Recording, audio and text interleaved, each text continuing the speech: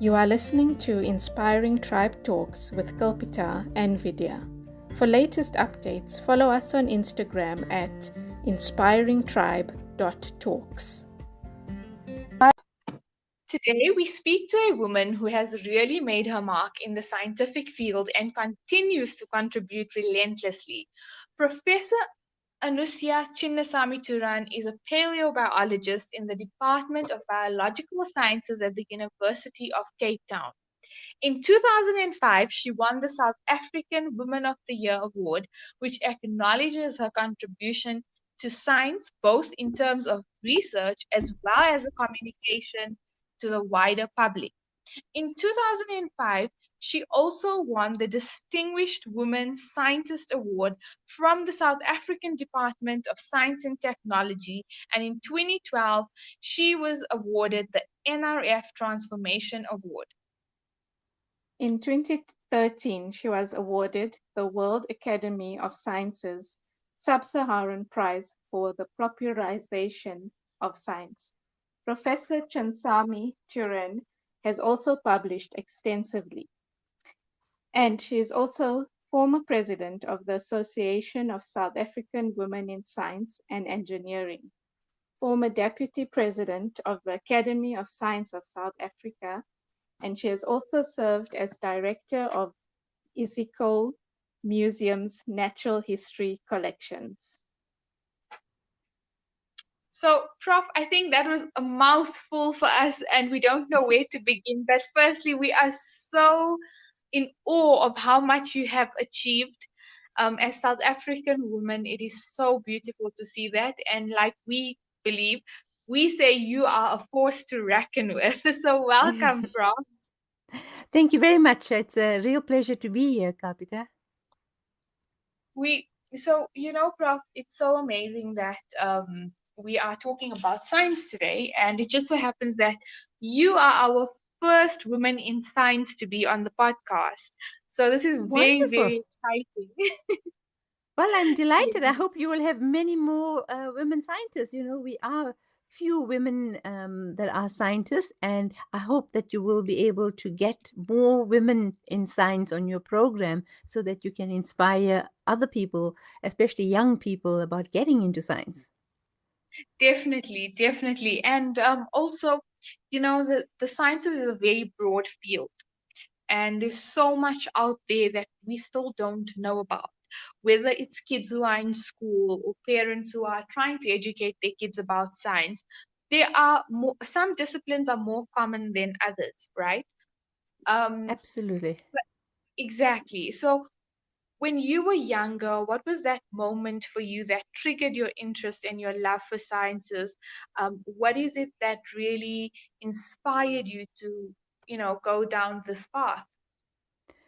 Well, I should say, you know, I didn't really have a moment that was like a eureka moment, but rather I was always interested in science. I kind of didn't even know it was science when I was interested. You know, I was one of those kids who was always curious about things, and I always loved nature, and I would be out in the garden looking at things or collecting rocks, or basically just interested in nature.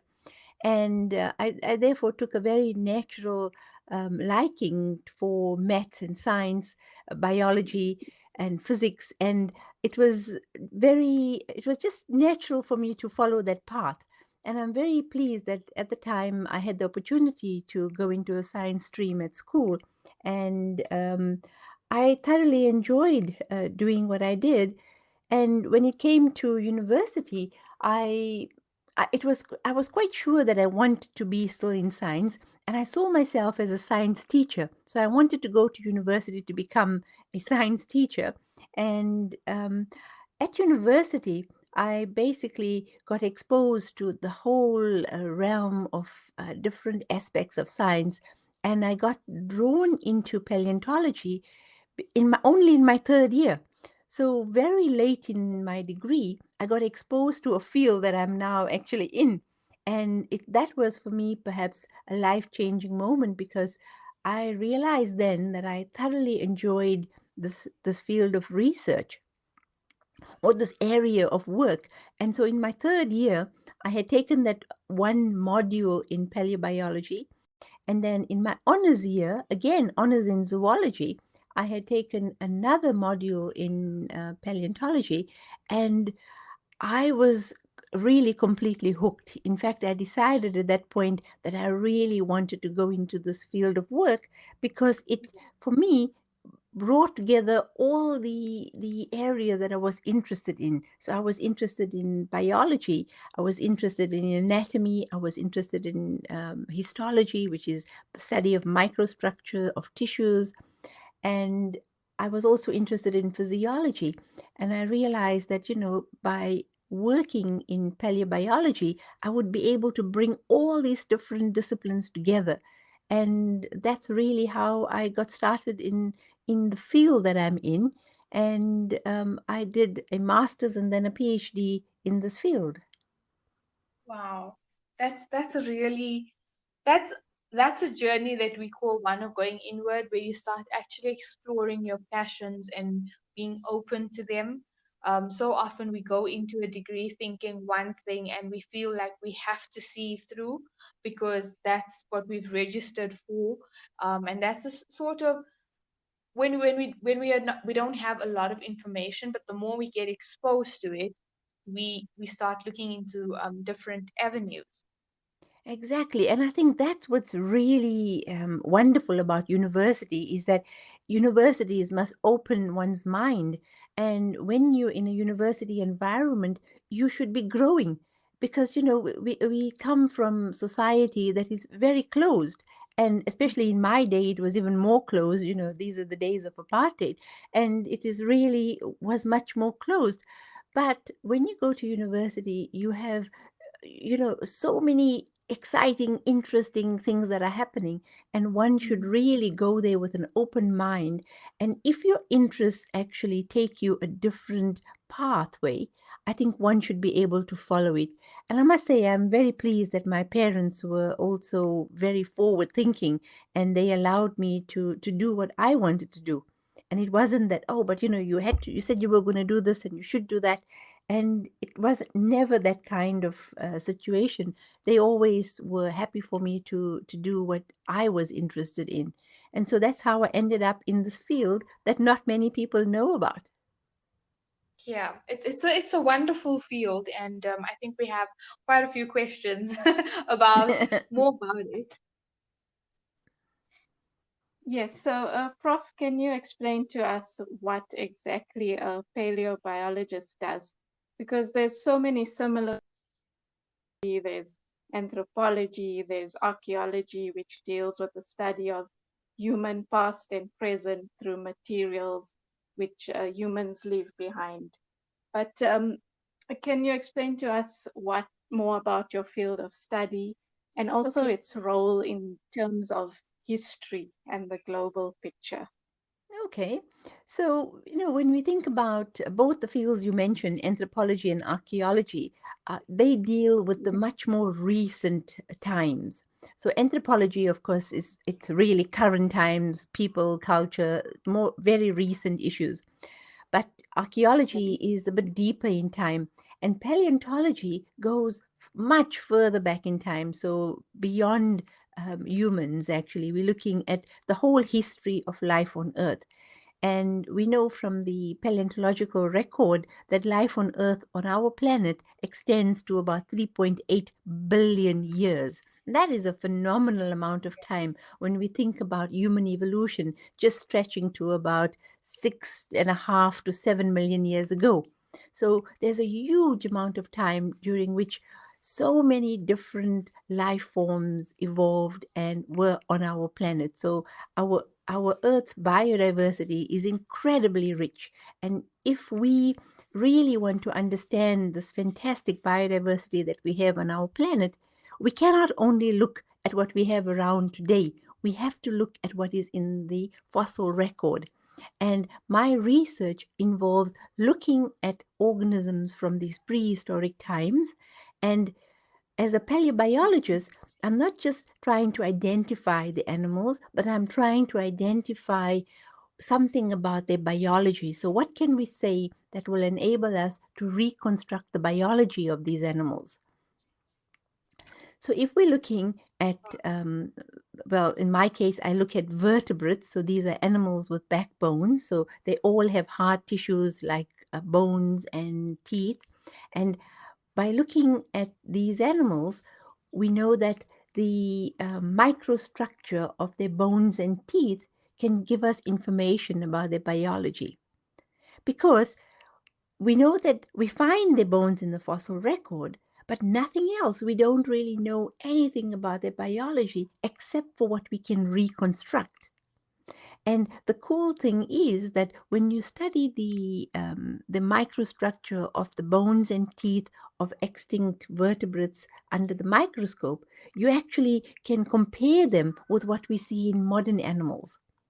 So this is why it's such a powerful way in which you can reconstruct the biology, because you can compare a dinosaur, for example, with a bird.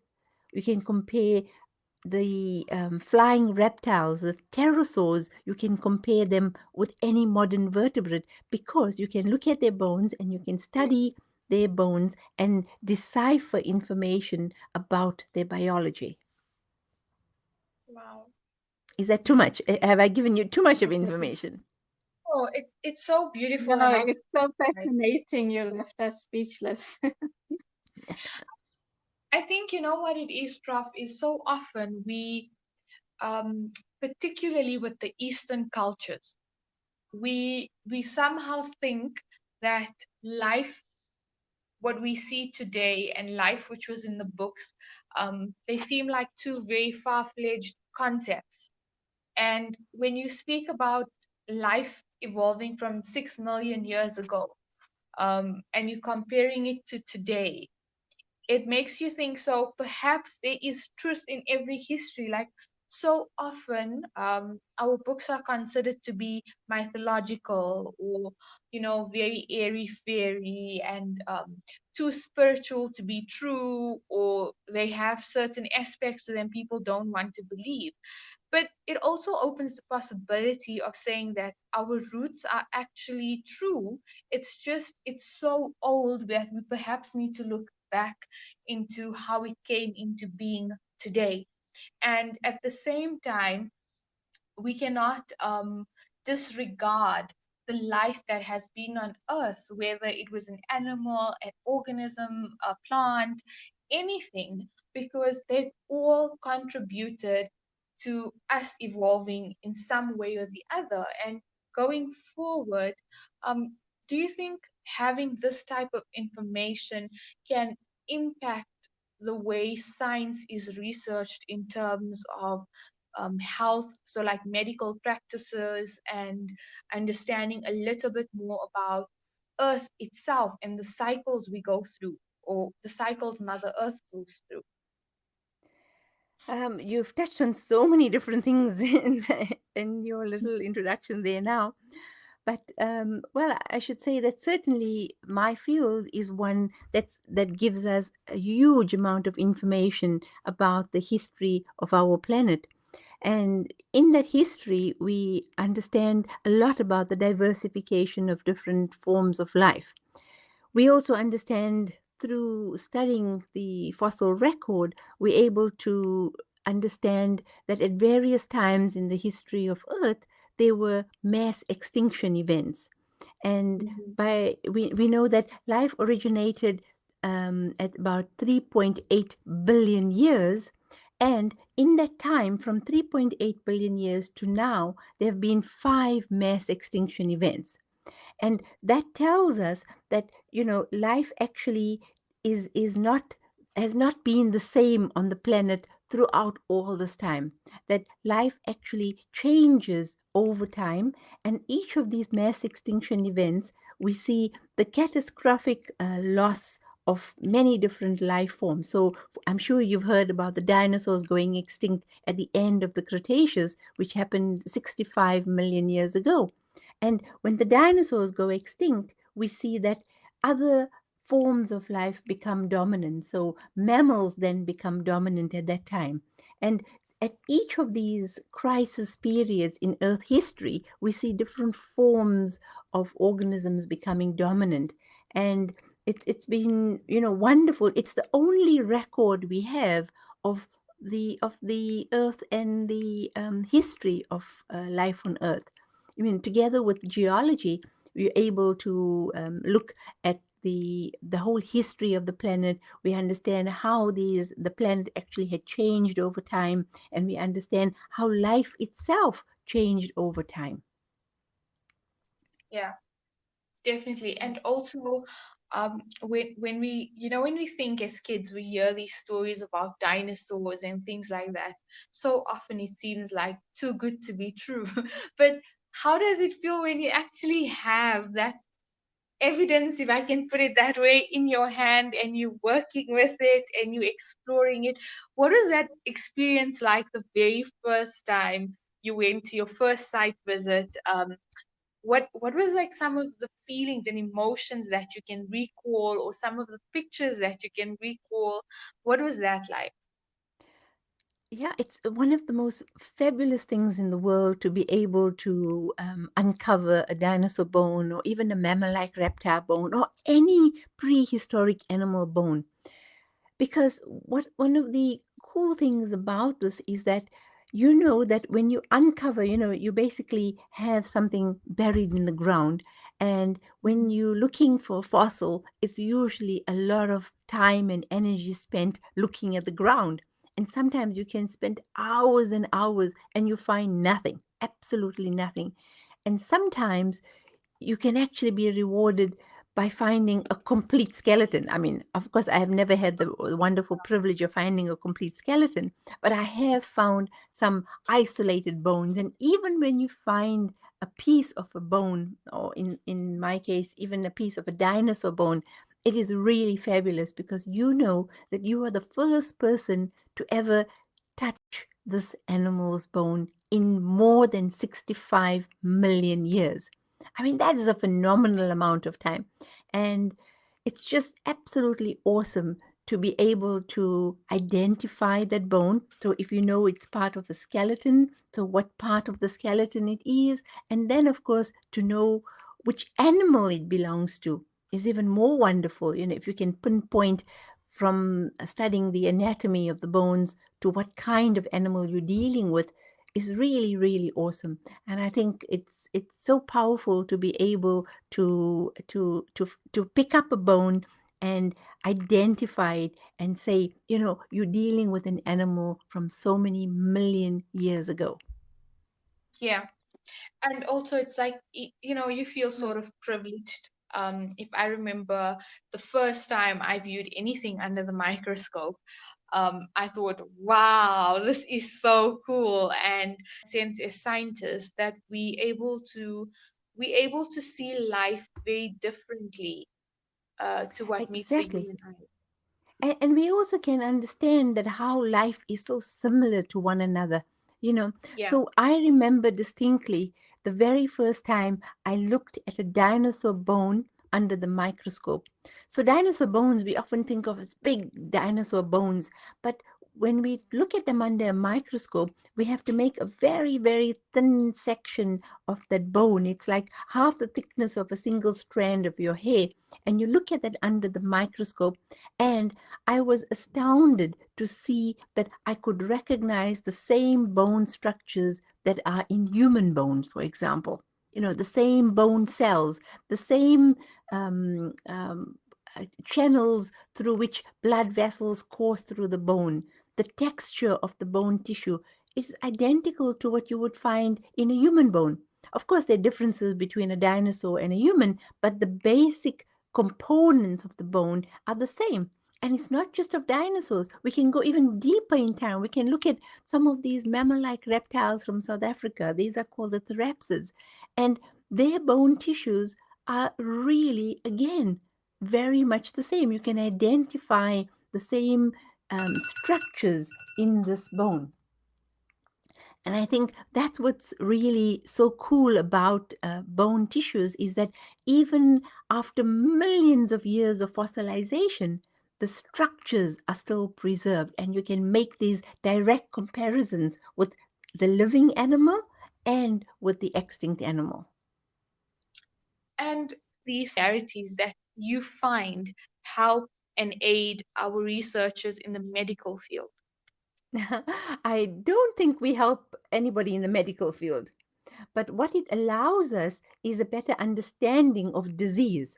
Because one of the things I can say is that we know that from the earliest vertebrates that we have, so the earliest animals with backbones that date to, really, we have up to like about 500 million years ago. And when we begin to get animals like the tetrapods about maybe 300 million years ago, we know that these animals were afflicted by disease. And we can see disease in the fossil record. So we know that there are these mammal like reptiles and relatives of mammal like reptiles which clearly experience disease. We can see evidence of broken bones. We can see evidence of arthritis. We can see evidence of trauma caused by fractures. So even deep time, even among the dinosaurs and even deeper into time, we can see that disease is actually very ancient, and we can see very clear indications of some of the diseases that we know today, like osteoporosis, for example. It's not a new disease. It's not only found amongst humans. We can see it deeper in time in other animals. And Yeah. I think it's fascinating to be able to track these different Mhm. afflictions. And so disease has been around for a very, very long time. Yeah, and it's not, it doesn't make us any special to be having it. Basically, Well, everybody's at some point experienced it. exactly. I think the important point to understand is that the microbes have been on the planet longer than we have. Yeah. The first life forms to have evolved on our planet is actually microbial life. And they've been around for 3.8 billion years. As I said, we've only been around for 6 Mm. million. We are still young compared to the microbes that have evolved over all this time. And, we like to think that we are the kingpins, but we are not.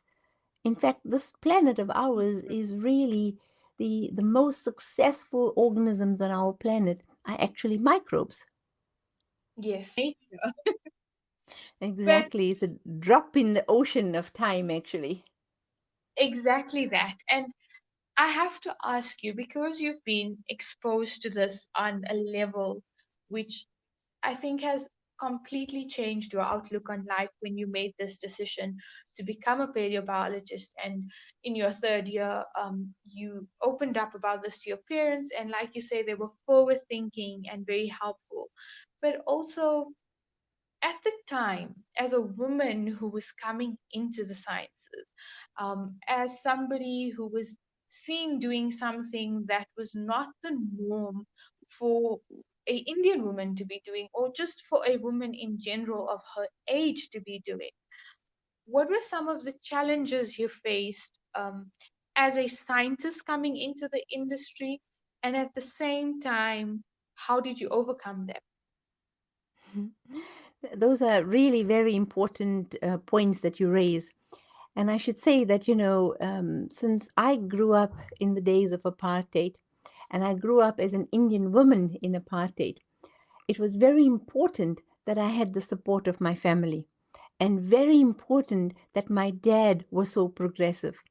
So my dad was really a champion for me and my sisters to be well educated. So he would really, he used to be a headmaster of a school, and he was always for education, but he was particularly adamant that his daughters must be well educated. And today he would be he well, I should say he passed away a few years ago, but he was really proud of us. And I mean, my sister and I both have PhDs. My other sister is very well qualified nurse, and all three of us actually are exceptionally well qualified Indian women. And I think that is really because my dad and my mom supported us in becoming and in basically achieving things, and in not just actually remaining cloistered at home, but rather actually becoming something. And that was certainly very, very important. And my father always used to say that, education is a stepping stone out of out of being out of really out of poverty, out of any situation, because if you are well educated, you actually have an ability to step out of a situation. And for him it was really important that me and my sisters were well educated, and he always said, we must be able to be independent, we must be able to stand on our own 2 feet, and we should never be dependent on anyone. And I guess he was absolutely right, because these are, he was broad-minded enough to know that life actually is not always hunky-dory and perfect, and things happen in life where you have to be able to make decisions. And he was definitely wanted us to have a really good standing in life. And so when I began university, I needed a ministerial consent to go to Wits University. And my dad actually was definitely supportive of me going to university, and he actually wanted me to stay on. And at that time, it was so difficult to get bursaries and scholarships, and he took a loan from the bank for me to be able to get my first degree. And once I got my first degree, I was able then to access study bursaries, and that really enabled me to go forward. But initially, just to get started was incredibly difficult. And it was really important that my family supported me. Your dad said something which is, I think, very profound and very true. Is that, and so I love that your dad says that education is something. It's a tool that you use to move out of situations, grow into yourself, instead of just a means to an end. So I think wherever your dad is, we know for sure he's super proud of you and your sisters, because at that time, at that point of our country's history, to be able to do something like this, it it was extremely significant, extremely significant. Yeah, exactly. And Kapita, in our day when we were growing up, it was expected that women would grow. You wouldn't actually be well educated. You'd actually maybe finish matric and then maybe get a degree, but then you'd be married and that's it. And my dad Mm-hmm. always said, you know, in our house we are his princesses, we are everything to him. He says, but I can't dictate who you will end up with one day, who you will marry one day. But no matter who you are with, you may be lucky and you may have a good husband, but even if you don't, you must never stay in a relationship that pulls you down. And that is something that my dad actually drilled into us, I should say, that we mustn't be the battered woman. We mustn't be the woman that is going to stay at home just because this is what happened. He said, you must be able to stand up on your own 2 feet, and you must be able to move and be independent. And that is such a profound thing that he enabled us as his daughters to be able to be independent, forward thinking young women.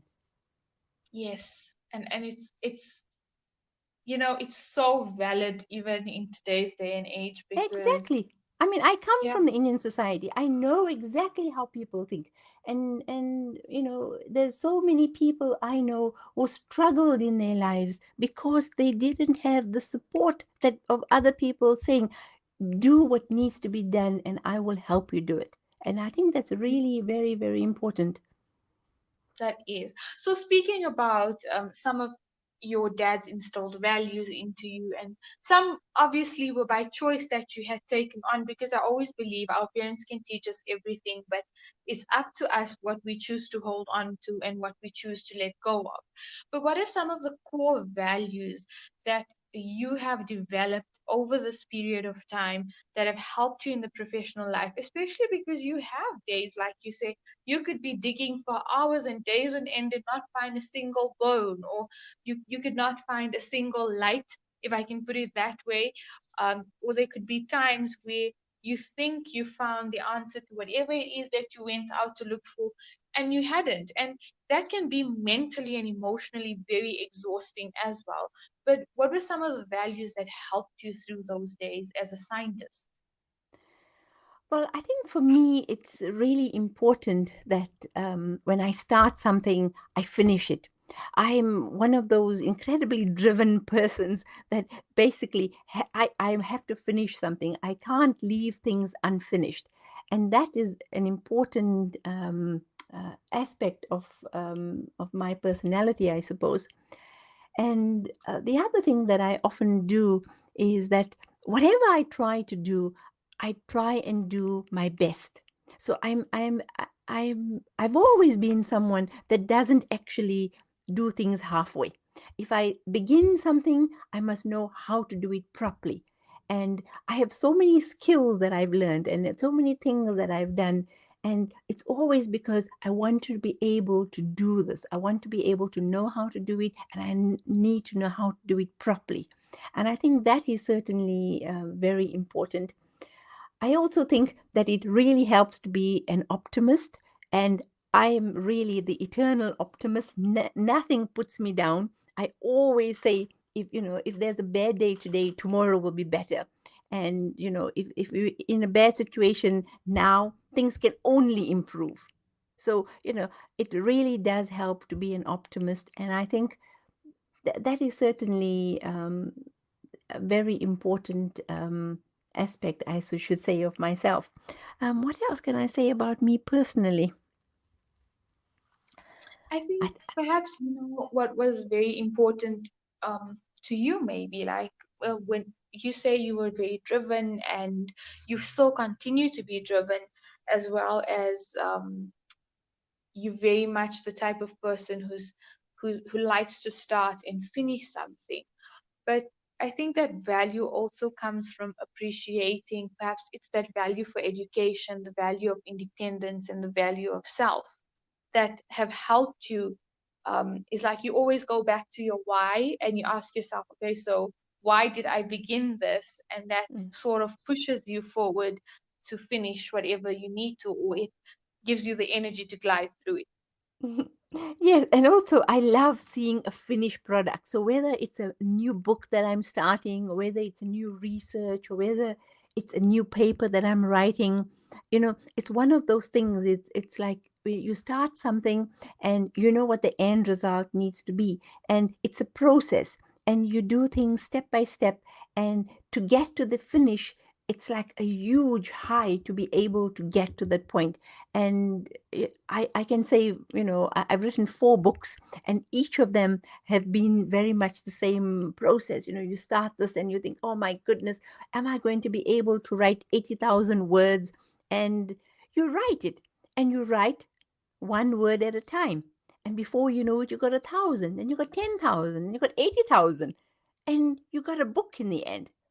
And that's this journey that one needs to have. And I think it's all these different steps that one takes, that in the end it is such a wonderful and extremely powerful high, that one actually does it again and again.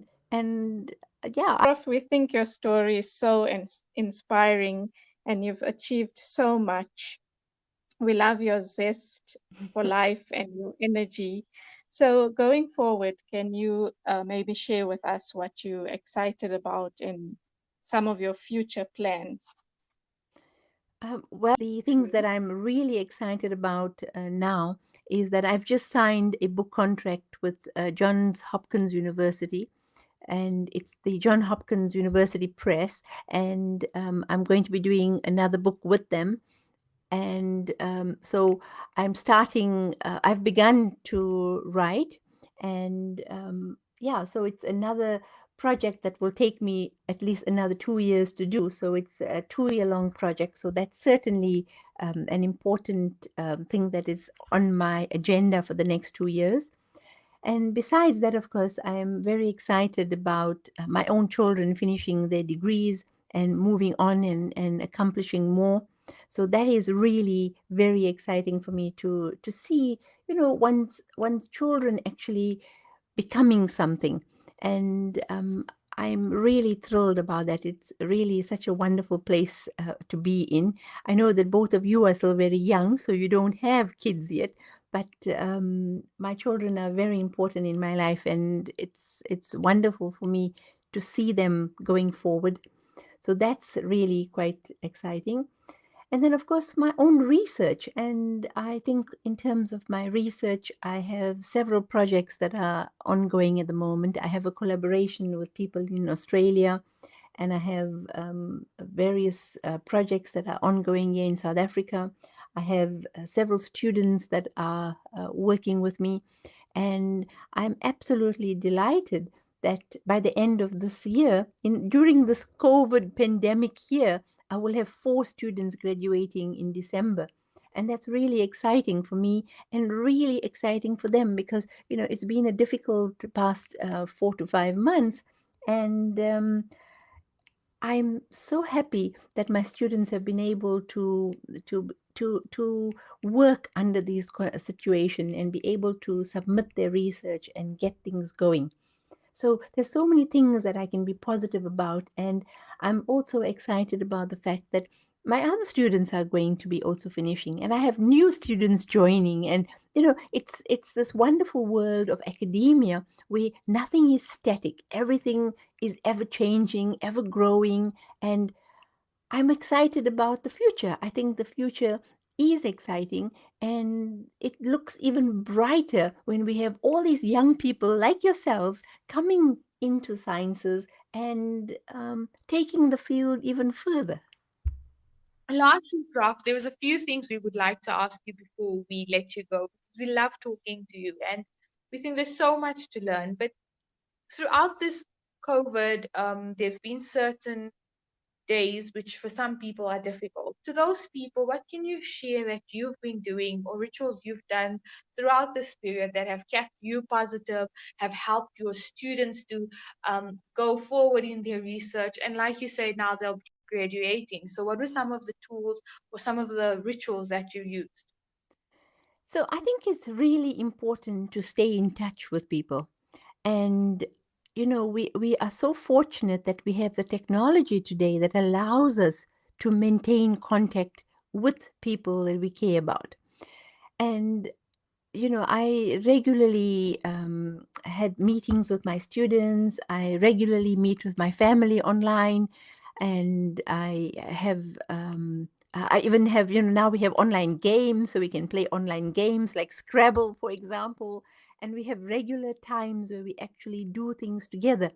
And despite this COVID situation, I think we managing to have some good family times, and these are really important. And I think at home with my children, I think we and my husband, we actually enjoy cooking meals together. We enjoy baking. My son has become quite an accomplished bread maker. I mean, he can make the most wonderful breads, and it all started during lockdown. So I think that we've all discovered some things that we didn't know about ourselves, and that is really helped. I mean, I think I've baked so many different things that I hadn't tried before. And this is also very nice to be able to, try and learn new things and do new things. So yeah, I think when people are feeling a bit bored and feeling, that it's getting a bit too much to be at home all the time, I think one can look around and find interesting things to do. I mean, now that we have spring on the way, we can look at doing some gardening. We can look at even putting some pot plants together. So there's so many things that one can be doing besides baking and cooking and eating. I guess that's what all of us have been doing. But there are many other nice things that one can actually get involved in.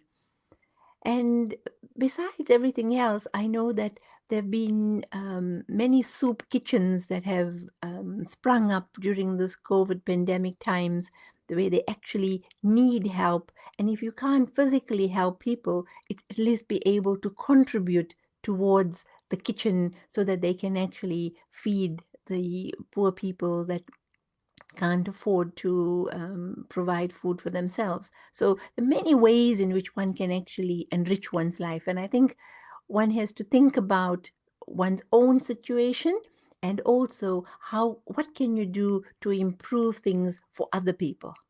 We have to ask, for the girls who are aspiring to go into this field of science, whether it's to become biologists or um, physicist or anything for that matter, what is your message to every young girl who is aspiring to be a scientist?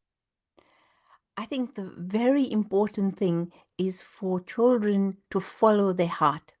So whether you are into science or whether you are into arts, it doesn't really matter, because in the end, if you do the things that you love to do, you will be happy. And I think if you follow your heart and if you do the best that you can, you will always come out winning. And I think that is really important for everyone to realize, is that you don't have to be a scientist to be successful. You don't have to be a singer or a cook or a gardener. But whatever it is that you choose to be, if you are happy doing what you are doing, that is really the first step in one's journey towards happiness. I can't say there's a recipe for success because, I don't have a recipe. I didn't have a recipe. But certainly what I did do was follow my heart and follow and do the things that I would like to do and the things that made me happy. And I think that's important. Prof, thank you so much for all the wisdom you've brought to our table today and to our podcast. Can we ask you, if people would like to contact you, how can they get hold of you? Where can they find your work?